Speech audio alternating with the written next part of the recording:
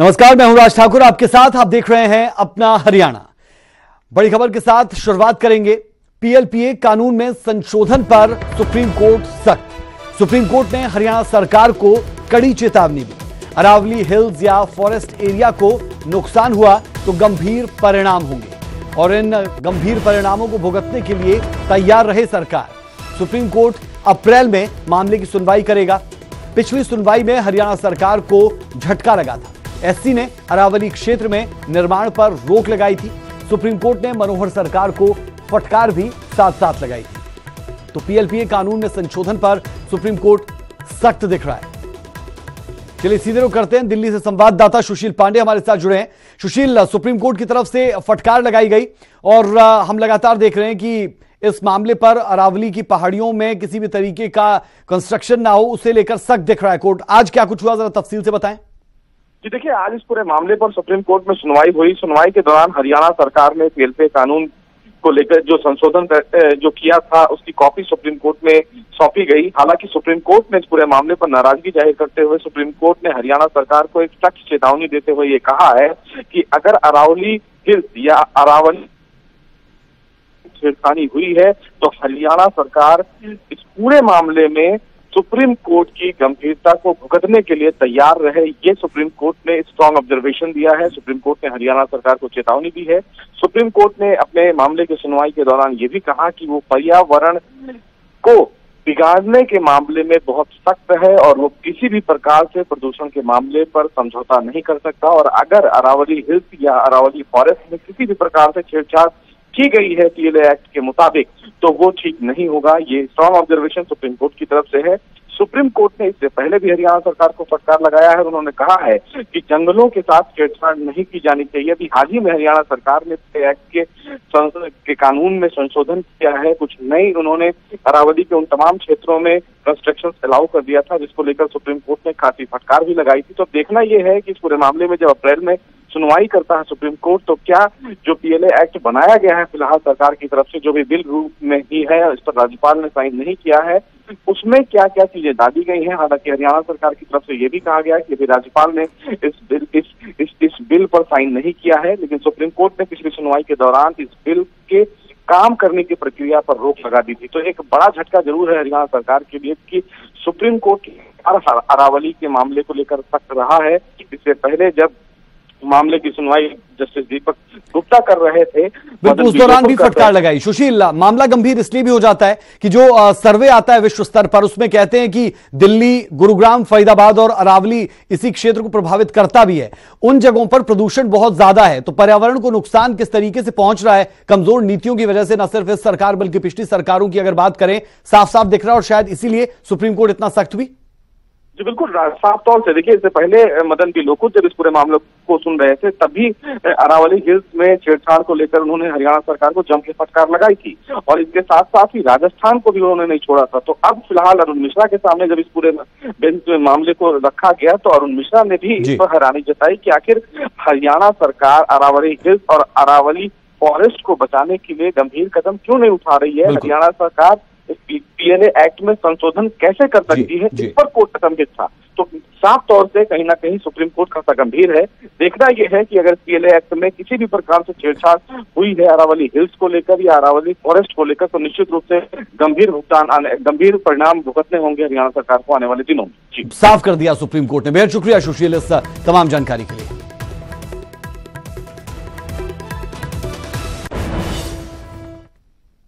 और अब एक और बड़ी खबर। इनेलो के दो पूर्व विधायक बीजेपी में शामिल हुए हैं। पूर्व विधायक राजवीर सिंह और बूटा सिंह बीजेपी में शामिल। बीजेपी प्रदेश अध्यक्ष सुभाष बराला ने इन दोनों को बीजेपी में शामिल करवाया। दोनों नेताओं के साथ बड़ी संख्या में समर्थक भी बीजेपी से जुड़े हैं और आप अंदाजा लगा सकते हैं कि लोकसभा चुनाव दस्तक दे रहे हैं। विधानसभा चुनाव भी इस साल के अंत तक हरियाणा में होने हैं और ऐसे में यह दौर शुरू हो चुका है जब लोग अपनी पार्टियों का दामन छोड़कर दूसरे दलों में आते हैं। और कुछ ऐसा ही देखने को मिल रहा है जब इनेलो के दो पूर्व विधायक इनेलो में रहे नहीं, जेजेपी का दामन थामा नहीं, लेकिन बीजेपी में शामिल हो गए। चलिए सीधे रुख कर रहे हैं। संवाददाता मनोज कुमार हमारे साथ जुड़े हैं। मनोज, दौर चुनावी है, साल चुनावी है, तो माहौल अपने आप चुनावी है और इसका ही नतीजा कि इनेलो के पूर्व विधायक बीजेपी में शामिल हो रहे हैं। किस तरीके से शामिल हुए, कितने और बीजेपी में कार्यकर्ता शामिल हुए? बिल्कुल राज, देखिए लोकसभा चुनाव का बिल्कुल कभी भी बच सकता है, तो उससे पहले जो तमाम सियासी दल हैं और जो सियासी गतिविधियां हैं वो एक तरह से पूरे देश में और प्रदेश में तेज हो गई हैं। और इसी कड़ी में इंडियन नेशनल लोक दल में रहे दो पूर्व विधायक आज भारतीय जनता पार्टी में शामिल हुए हैं। चंडीगढ़ प्रदेश कार्यालय में सुभाष बराला की मौजूदगी में दोनों नेता पार्टी में शामिल हुए हैं और जो उन्होंने बातें कही खासकर इंडियन नेशनल लोक दल के बारे में वो बेहद दिलचस्प हैं। राजगीर सिंह जो कि मुलाना से हैं, उन्होंने ये कहा कि पार्टी में उन्हें सम्मान तो जरूर मिला लेकिन अब माहौल पार्टी में रहने लायक बचा नहीं था, दम घुट रहा था, इसलिए उन्होंने भारतीय जनता पार्टी का दामन थामा है। कोई कमिटमेंट नहीं है, सेवा नहीं है, सरकार के सेवा करने आए हैं। सरकार से जो उनकी गतिविधियां रही हैं, कार्रवाई रही है, उससे वो काफी प्रभावित हैं। बिल्कुल मनोज, दो चीजें समझना चाह रहा हूं। जो दो पूर्व विधायक शामिल हुए, क्या उन्होंने क्लेम क्या कर रहे हैं कि बिना शर्त के शामिल हुए या फिर कुछ अपनी मांगे रखी है? और दूसरी बात ये कि आईएनएलडी में माहौल अब ठीक नहीं है, वो भी तब जब जेजेपी टूटकर अलग हो चुकी है, स्थिर हो रही होगी पार्टी इस दौर में। जेजेपी के साथ गए नहीं, आईएनएलडी में रहे नहीं और बीजेपी का दामन थाम लिया। देखिए बिल्कुल, जो भी नेता हैं इस वक्त वो अपना सियासी नफा नुकसान जरूर आकलन कर रहे हैं उसका, और उसी आकलन के नतीजे के आधार पर वो अपना दल चुन रहे हैं, अपना नेता चुन रहे हैं। और जिन इन पूर्व विधायकों की बात करें तो ये पूर्व विधायक रहे हैं, एक सियासी कद इनका रहा है, तो सोच समझ कर जरूर फैसला लिया होगा। इंडियन नेशनल लोक दल क्योंकि जेजेपी से अलग होने के बाद में काफी संगठन कमजोर हुआ है, ज्यादातर जो लीडर्स थे या संगठन की शक्ति जो थी जेजेपी में चली गई है, तो इस वक्त इंडियन नेशनल लोक दल से नेताओं का लगातार जाना जारी है। हालांकि ज्यादातर जो लोग हैं वो जेजेपी की तरफ जा रहे थे, लेकिन बीजेपी के साथ जुड़ने में भी कुछ नेताओं ने दिलचस्पी दिखाई है और इसी कड़ी में दो लोग शामिल हुए हैं। हालांकि सुभाष बराला ने कहा कि कोई कमिटमेंट नहीं किया गया इनके साथ में, कोई किसी भी प्रकार की कोई कमिटमेंट नहीं है और सिर्फ शामिल किया गया है, जरूरत के हिसाब से पार्टी इनका उपयोग करेगी और वक्त आने पर अहम जिम्मेदारी भी दी जाएगी। तो क्लेम यह किया जा रहा है कि बीजेपी में बिना शर्त के आईएनएलडी के ये दो पूर्व विधायक शामिल हुए हैं, लेकिन राजनीति नाम ही इसका कि शुरुआत में कुछ पता ना चले और सरप्राइज एलिमेंट दे दिया जाए, जो अक्सर हर पार्टी देती दिखती है। बेहद शुक्रिया मनोज इस तमाम जानकारी के लिए। तो ये चुनावी उठापटक है क्योंकि दौर चुनावी है और जब लोकसभा चुनाव दस्तक दे रहे हो तो ऐसे माइनर चेंजेस या फिर कहें कि ऐसे दल बदल का सिलसिला दिखता है।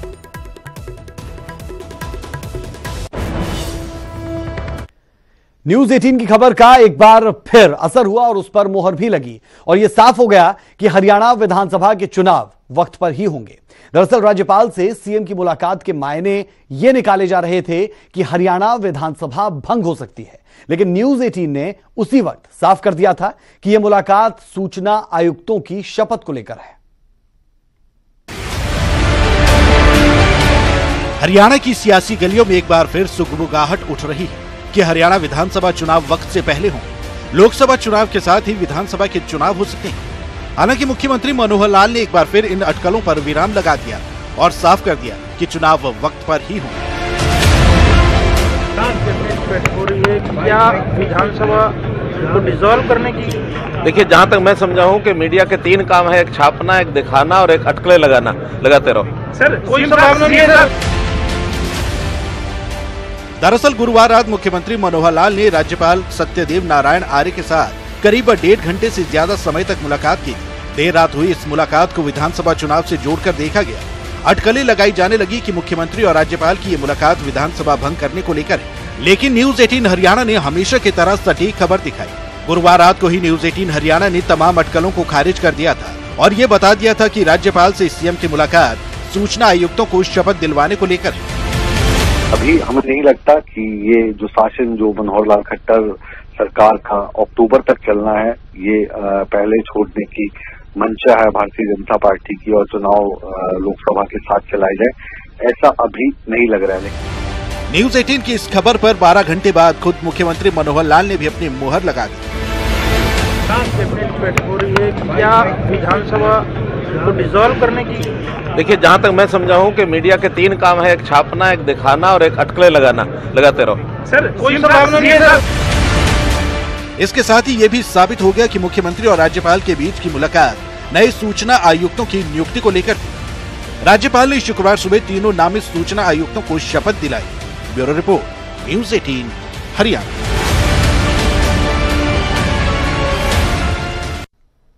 बड़ी खबर, बीकानेर में लड़ाकू विमान क्रैश हुआ। MiG-21 bison pilot plane crash हुआ। बड़ी खबर, ग्रामीणों ने देखा धुआं और धूल का गुब्बारा। ग्रामीणों ने इजेक्ट होते हुए पायलट को देखा। मौके पर पहुंचे वायुसेना के अधिकारी। बता दें कि नाल एयरबेस के पास यह हादसा हुआ। कलेक्टर ने हादसे की पुष्टि कर दी है। बड़ी खबर हम आपको बता रहे हैं। और बड़ी खबर, बीकानेर में लड़ाकू विमान क्रैश हुआ। MiG-21 bison fighter plane crash हुआ। हम लगातार देखते रहे कि MiG-21 ऐसे ही क्रैश होते रहे। अब सवाल ये उठता है, जो बहस लगातार की जाती है कि MiG-21 विमान को अब तक क्यों अपनी आमरी में रखा गया है, क्यों उसका इस्तेमाल, क्यों उससे बार बार ब्रेकी करवाई जाती है, क्यों ये तमाम चीजें होती है जब मालूम है कि ये प्लेन तकनीकी कारणों के चलते क्रैश हो रहा है। सवाल बहुत से हैं, उनके जवाब खुद वो लोग दे सकते हैं जो इसके बारे में जानते हैं, समझते हैं। लेकिन जो तर्क दिए जाते हैं कि MiG-21 विमान बहुत अच्छा विमान है, लेकिन टेक्नोलॉजी अगर इतनी पुरानी है तो इसे अपडेट क्यों नहीं किया जा रहा, ये कुछ सवाल जहन में लाजमी तौर पर जरूर आते हैं। आपके भी आ रहे होंगे। इन सवालों के जवाब लगातार जानने की कोशिश होती है, लेकिन जब ऐसे हादसे होते हैं तो फिर सवाल उठते हैं। सीधे रुख करते हैं बीकानेर से संवाददाता रवि बिश्नोई का। रवि, MiG-21 क्रैश हुआ और पहले भी इसी तरीके से MiG-21 क्रैश होते रहे हैं। अभी क्या अपडेट्स, क्या जानकारी इस पर? बिल्कुल राज, MiG-21 जो है वो इसकी शक्तिशाली बनावट या इसकी मारक क्षमता से ज्यादा क्रैश होने को लेकर ज्यादा चर्चित रहा है।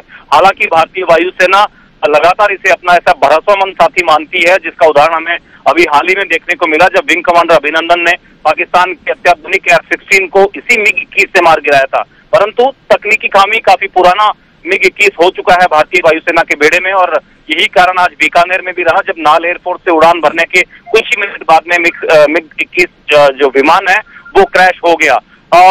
इसमें सबसे जो राहत देने वाली बात राज रही वो ये रही कि ये रिहायशी इलाके में तो गिरा, परंतु एक खाली मैदान में। इस वजह से उस इलाके में रहने वाले कुछ लोग जो है वो हताहत होने से बच गए। पायलट सेफली इजेक्ट हो गए और कुछ ही दूरी पर वो अपने पैराशूट के जरिए ड्रॉप हुए, जहां पर आसपास के लोगों ने उन्हें संभाला, पानी पिलाया, फर्स्ट एड दी। और इस घटना की सूचना जैसे ही तुरंत वायुसेना को मिली तो वहां अधिकारी वायुसेना के पहुंच चुके थे। जिला और पुलिस का जो प्रशासन है वो मौके पर पहुंच चुका था और पायलट को तुरंत अस्पताल पहुंचा दिया गया। बिल्कुल अच्छी बात है रवि, लेकिन जो बात लगातार उठती है कि MiG-21 का इस्तेमाल क्यों, क्या इस पर एयरफोर्स की तरफ से कोई स्पष्टीकरण दिया गया हो या फिर कोई वक्तव्य सामने आया हो, कुछ कहा हो उन्होंने इस पर? दरअसल राज, अभी तक एयरफोर्स का वक्तव्य इस हादसे के ऊपर नहीं आया है। हालांकि इंक्वायरी जो है वो बैठा दी गई है, परंतु ये सवाल कि MiG-21 का इस्तेमाल क्यों, तो इसका जवाब राज जहां तक मुझे मीडिया की डिफेंस की समझ है मैं दे सकता हूं कि MiG-21 सबसे भरोसेमंद ऐसा साथी है भारतीय वायुसेना पायलट का, जो बरसों से उनका साथी रहा है। और यही एक वजह है, आप देख सकते हैं हाल ही में जो विंग कमांडर अभिनंदन का जो वाकया हुआ था वो भी MiG-21 ही उड़ा रहे थे, उन्होंने F-16 को मार गिराया था। हालांकि ये भारतीय वायुसेना में काफी पुराना विमान हो चला है जो 3 साल बाद में रिटायर होने वाला भी है, और कुछ ही विमान अब भारतीय वायुसेना के पास MiG-21 के रूप में। बिल्कुल रवि, सवाल यही कि 1960 की तकनीक को आप आज भी छाती से लगाकर बैठे हैं, और वो भी तब जब MiG-21 की अगर हम बात करते हैं उसे कई जगह तो म्यूजियम तक में रख दिया गया है। अच्छी चीज है, लेकिन अगर पिछड़ रही है तो फिर पायलट की जान को खतरे में क्यों डाला जाए? निश्चित रूप से पायलट की जान को खतरा रहता है। अगर क्रैश होता है तो नीचे जमीन पर गिरते वक्त आम नागरिकों को हताहत होने का खतरा भी रहता है। और अब ऐसा लगता है कि MiG-21 की इतनी दुर्घटनाएं होने के बाद में वायुसेना ने भी कोई प्लान इसे लेकर बनाया होगा, और कुछ दिनों पहले ये बात सामने आई कि MiG-21 अब अपने रिटायरमेंट की ओर है। चलिए, तो उम्मीद करते हैं जल्दी से रिटायर कर दिया जाए ताकि ऐसे हादसे ना हो, और ऐसे हादसों में स्थानीय लोगों के लिए भी संकट बढ़ जाता है। यहां पर तो लकी रहे कि ऐसा कुछ हुआ नहीं, पायलट भी बच गया, वरना पायलट के साथ साथ स्थानीय लोगों का नुकसान आप अंदाजा लगा सकते हैं कितना ज्यादा हो जाता है। बेहद शुक्रिया इस तमाम जानकारी के लिए।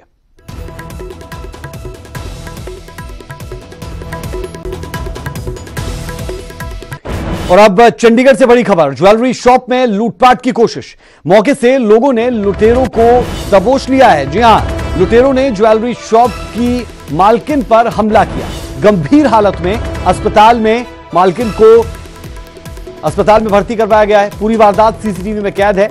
आप सोच सकते हैं कि दिन दोपहर कैसे ज्वेलरी शॉप में लूटपाट की कोशिश होती है। हौसले कितने बुलंद है, आप समझ सकते हैं कि कितने ये जो बदमाश है इससे पहले भी कितनी वारदातों को अंजाम दे चुके होंगे कि जिस तरीके से, जिस कॉन्फिडेंस के साथ ये तमाम चीजें कर रहे हैं। बेहद शर्मनाक तस्वीरें, और वो भी तब जब बात सिटी ब्यूटीफुल की हो, बात ट्राई सिटी की हो। हमारे साथ संवाददाता मनोज राठी जुड़े हैं। मनोज, अपडेट चाहेंगे, दबोच लिया गया इन लुटेरों को, सीसीटीवी में वारदात कैद भी हुई है, क्या जानकारी है? राज, बड़ी हैरानी की बात यह है कि यह दिन दिहाड़े इस तरह की वारदात को अंजाम देने की कोशिश जो है वो की गई है। मनी माजरा में जय दुर्गा ज्वेलर्स की ये शॉप की तस्वीरें हैं जो देख रहे हैं, सीसीटीवी न्यूज 18 के पास एक्सक्लूसिव है, जिसमें ये जो लुटेरा है किस तरह से आता है, उसके बाद बातों में लगाता है। जैसे ही उसने लेडीज को देखा अकेला और उसने चाकू से उस लेडीज पर वार किया और लूट, जो सामने पड़ी थी चीजें, उनको लूट कर फरार होने की कोशिश करी। लेकिन जो आसपास के जो शॉपकीपर्स थे, जो आसपास के लोग थे, जब लेडीज चिल्लाई तो उन्होंने सभी ने इसको धर दबोचा और इसकी ठीक ठाक पिटाई करी, फिर इसको पुलिस के हवाले किया। लेकिन तस्वीरें देख सकते हैं कि किस तरह इसने तेजदार जो हथियार था, इसके हाथ में चाकू था, किस तरह से उसने उस लेडीज पर, आज हालांकि वुमेन्स डे है, वुमेन्स का डे है, और किस तरह से आप बिल्कुल मनोज, जो वार किया गया वो बहुत फोर्स के साथ किया गया। हालत कैसी है इस महिला की जिस पर चाकू से हमला हुआ? बिल्कुल राज, इस महिला को अभी अस्पताल में भर्ती कराया गया है क्योंकि काफी डर जो है वो काफी सहम गई थी लेडीज, क्योंकि अकेली थी लेडीज और बुरी तरह से इसने वार किया था चाकू से। जिसके बाद हालांकि लेडीज जो है वो स्टेबल बताई जा रही है, हॉस्पिटल में एडमिट है, उसकी फैमिली वहां पहुंच गई थी, आसपास के लोग वहां पहुंच गए थे, और जो ये लुटेरा था इसको भी जो है वो पकड़ लिया था, पुलिस के हवाले कर दिया है। लेकिन सवाल यहाँ पर यह है कि दिन दिहाड़े इस तरह की वारदात कहीं न कहीं पुलिस पर एक सवालिया निशान जरूर खड़ी करती है कि आखिर पुलिस की पेट्रोलिंग, दिन दिहाड़े इस तरह की वारदात होना एक बड़ी बात है चंडीगढ़ में, क्योंकि लगातार पुलिस जो है वो दावे करती है, पेट्रोलिंग की दावे करती है, गश्त की दावे जो है वो किए जाते हैं पुलिस की तरफ से। लेकिन इस तरह की वारदात, हालांकि ये तो गनीमत रही कि इस तरह से इसने वार किया और भागने की कोशिश करी, और ये भाग भी चुका था काफी दूर। बिल्कुल, लेकिन लोगों ने इसे दबोच लिया, ये एक अच्छी बात निकलकर सामने आई, वरना लोग ऐसे मामलों में पीछा छुड़ाने की कोशिश करते हैं। मनोज, जानना ही चाहेंगे कि जो ये आरोपी है, जो तस्वीरों में साफ साफ दिख रहा है, इसका कुछ बैकग्राउंड पता चल पाया हो? क्या पहले भी ऐसी वारदातों को अंजाम दे चुका है? क्योंकि बहुत प्रोफेशनल तरीके से ये लूट की इस वारदात को अंजाम देता हुआ इन तस्वीरों में देखा जा रहा है। बिल्कुल राज, सबसे बड़ी बात यह है कि क्योंकि अभी थोड़ी ही देर पहले का ये इंसिडेंट है और जो न्यूज 18 के पास तस्वीरें आई है, अभी पुलिस जो है, हमारी अधिकारियों से बात हुई है, उनका साफ तौर पे कहना है क्योंकि अभी ये इंसिडेंट है, अभी पूरी तरह से जांच की जा रही है, क्योंकि एक बिल्कुल प्रोफेशनली जो ये वारदात को अंजाम देने की कोशिश कर रहा है, पूरा प्रोफेशनली है। हालांकि कहीं ना कहीं अब पुलिस भी इसकी पूरी जांच कर रही है कि आखिर ये कौन है, कहां से रिलेटेड है, किस तरह का क्रिमिनल इसका रिकॉर्ड है, ये पूरी अभी जांच का मैटर है, क्योंकि अभी थोड़ी देर पहले की ही ये मनी माजरा की वारदात है। बिल्कुल मनोज, बेहद शुक्रिया। और अच्छी खबर इस पूरी खबर से ये कि महिला की हालत स्टेबल है, जैसी जानकारी संवाददाता मनोज राठी दे रहे हैं। अस्पताल में भर्ती है लेकिन हालत स्थिर है। तो ये तस्वीरें कहानी बयां कर रही है कि कैसे दिन दहाड़े किसी महिला पर जानलेवा हमला होता है। चोरी करने के इरादे से वो आता है ज्वेलरी शॉप में और फिर वहां से भागता है, लेकिन कुछ ही दूरी पर लोग उसे दबोच लेते हैं और अब पुलिस की गिरफ्त में ये आरोपी।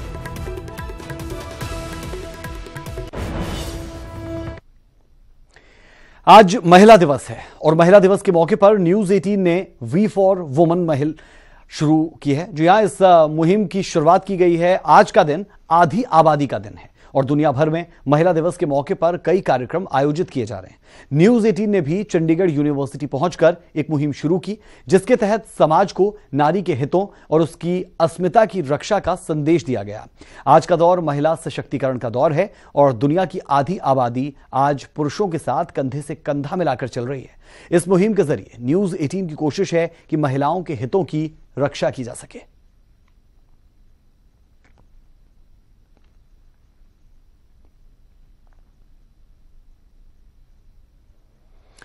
जैसा कि आप जानते हैं कि डीटीएच या केबल नेटवर्क पर अपने पसंदीदा चैनल चुनने की आखिरी तारीख करीब आ रही है, जो कि 31 मार्च है। इसलिए हम आपको याद दिला दें कि आप अपना पसंदीदा चैनल न्यूज 18 पंजाब हरियाणा हिमाचल सिर्फ 10 पैसे में पूरे महीने देख सकते हैं। आज ही अपने डीटीएच या केबल ऑपरेटर से संपर्क करें या फिर ऑनलाइन सब्सक्राइब करें। बुलेटिन में अभी के लिए इतना ही, इजाजत दीजिए, नमस्कार।